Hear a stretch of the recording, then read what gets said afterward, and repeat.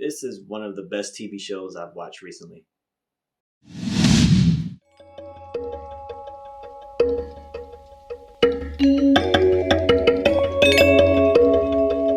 Hello, welcome to Just My Thoughts. I'm your host Khaleel Ward. On this episode, I'll be talking about Hellbound. It's a Netflix show. It's a Korean show, 6 episodes.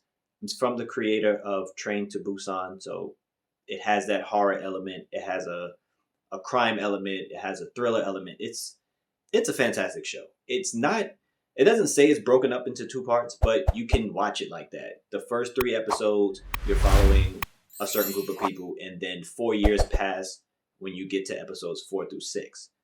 It's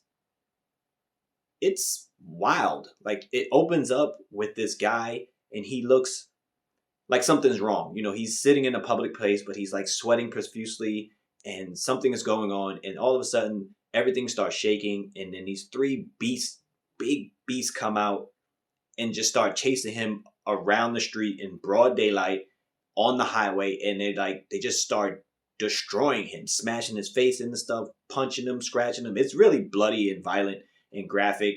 And then they all like put their hand towards him like this, and this light comes out, and the body is there. It looks like it's a burnt body, and then these 3 beasts just jump through like some portal that's not even there, and they just disappear. So the cops are trying to figure out what happened.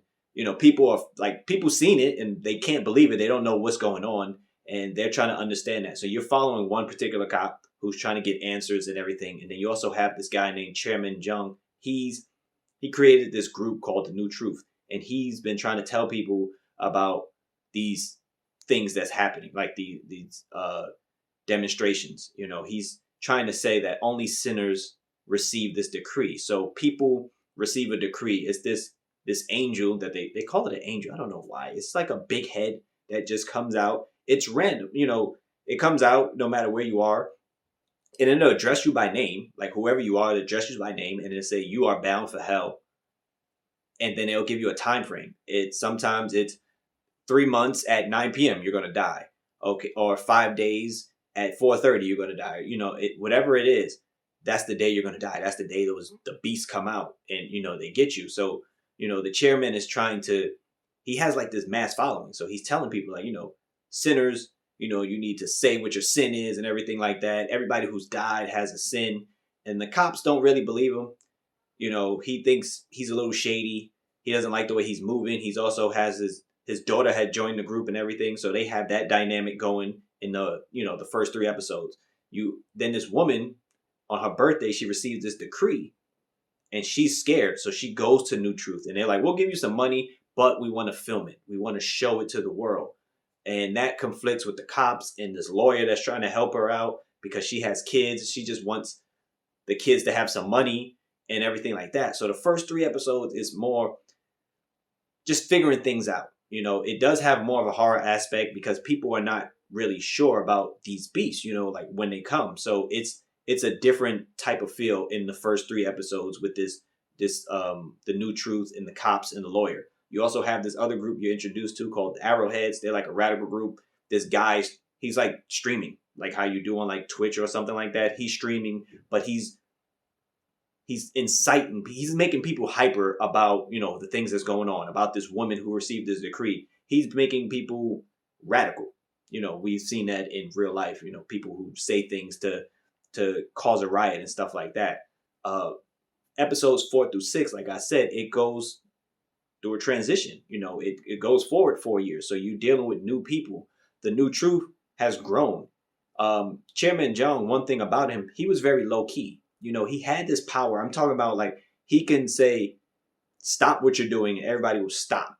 And he could say that while his voice is coming through a phone. Like, "Hey, stop what you're doing, do this," and everybody would do it. But he wasn't in front of the cameras all the time trying to wield his power and everything like that. He would say stuff. He was a quiet type of leader. But in 4 years later, when the New Truth, it just gets bigger. They have their own building and museum, and they hired more people, and they have deacons and all that stuff. And now whoever receives a decree, they're trying to film it more often to show people. And, they're trying to scare people with, God is watching, don't commit sins.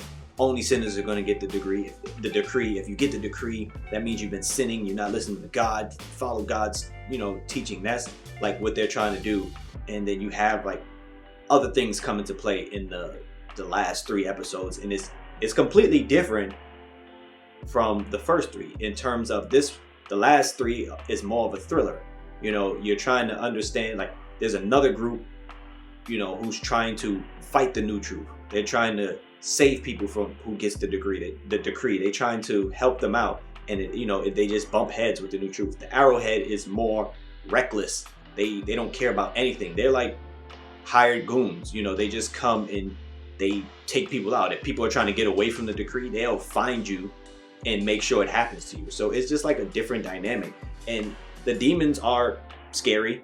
When they appear, they're very violent and deadly, and you can't really stop them. But more importantly, in this story, it's like the humans. The humans are the bad people. In a lot of different movies and shows, you see like, okay, there might be zombies and this and that going on, but the humans are the ones that's doing the most hurtful things. So in this show, it's like, what would you do, as a human with all this stuff happening? Will you try to take over and get more power? Will you try to help people? So you see just different pockets of humans and how they act and react to others.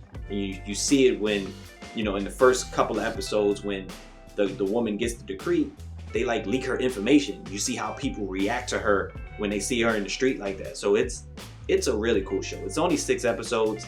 It does have a lot of like, demons and God, discussions and everything, but it's really cool. And when it ends, it's really suspenseful because you're wondering like, okay, what's going to go down in this last episode, in the last 5 minutes, and it sets itself up for a season 2, and I'm really looking forward to it. But it's called Hellbound. I think it's fantastic. You should check it out. Oh, watch it with the Korean, voices. It just sounds weird when you watch it, translated. But Hellbound on Netflix. Check it out. If you've seen it, please let me know what you thought about it. Thanks for watching. Thanks for listening.